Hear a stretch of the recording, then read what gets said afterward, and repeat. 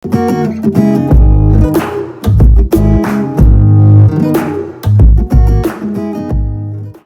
day everyone, my name is Sabal Ekantuba from Far Eastern University, and today I'll be demonstrating how to do surgical hand washing. Also, it is very important that we should wear our cap and mask before proceeding to the sink area.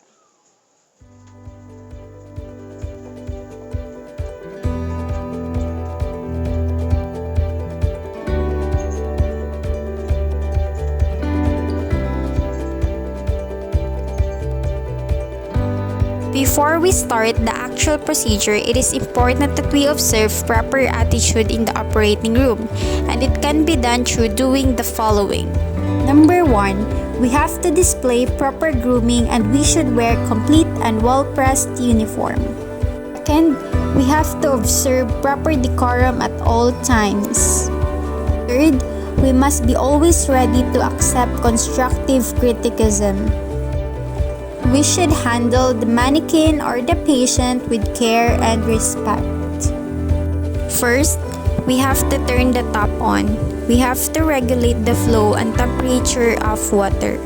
Second, I'm going to pre-tear the package containing the brush, and then I'm going to lay the brush on the back of the scrub sink. Third, I'm going to wet my hands and arms for an initial pre-scrub wash.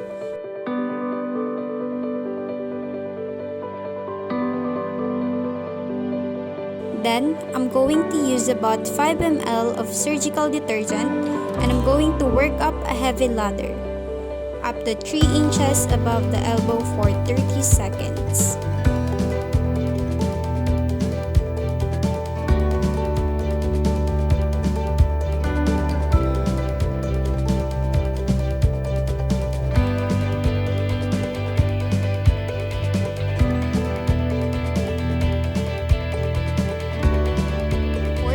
I'm going to rinse my hands and arms thoroughly.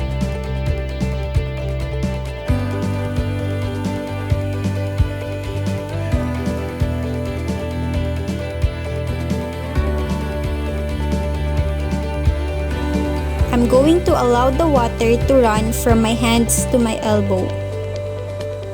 Fifth, I'm going to remove the sterile brush and nail stick.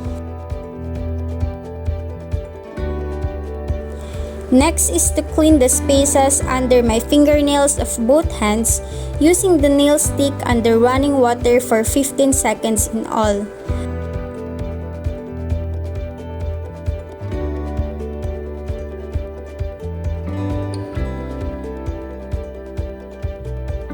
And then I'm going to discard the nail stick. Then, I'm going to moisten the brush and work up a lather. After that, I'm going to soak my fingertips of my non-dominant hand with 30 strokes. Next, I'm going to lather my fingertips with the sponge side of the brush. And then I'm going to use the bristle side of the brush to scrub the spaces under my fingernails of my non-dominant hand using 30 circular strokes. And then I'm going to use straight strokes going away from me.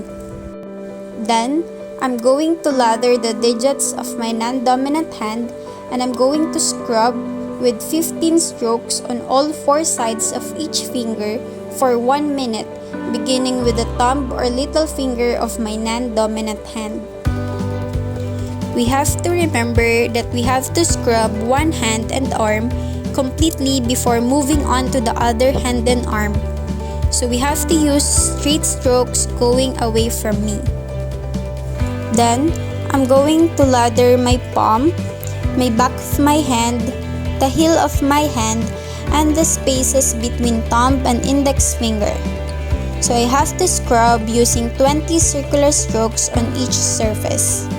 So now, I'm going to ready to scrub my forearm. So I have to divide my arm in 3-inch increments. So I have to use the sponge side of the brush lengthwise to apply soap around wrist. And then I'm going to scrub 5 circular strokes on each of 4 sides. So I'm going to move up the forearm, lather, and then scrub up to 2 inches above the elbow. So if there's not enough soap in the brush, we can run the brush under water and add soap anytime. Also, we have to be reminded of that we have to use new brush before proceeding to the other arm. Now, I'm going to soap my fingertips of my dominant hand using 30 strokes going away from me.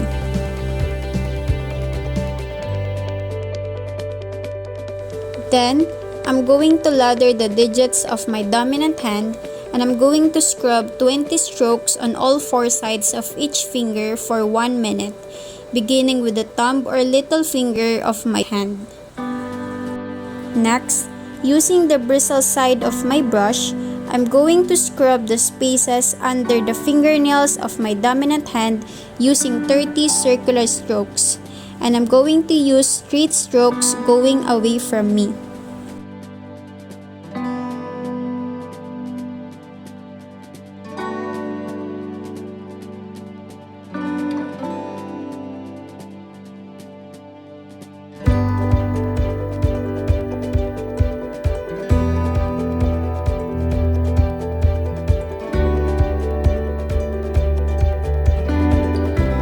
And then, I'm going to lather my palm, my back of my hand, heel of hand, and spaces between thumb and index finger, and I'm going to scrub 20 circular strokes on each surface.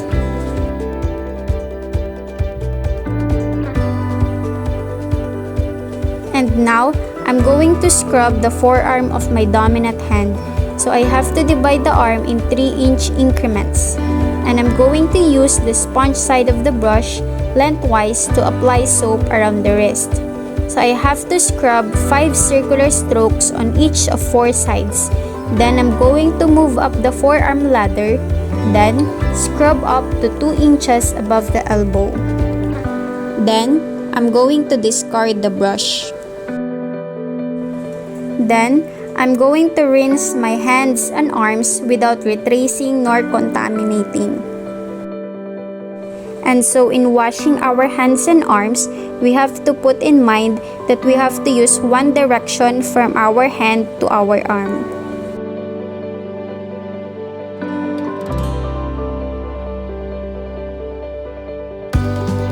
Then, we have to turn off the top.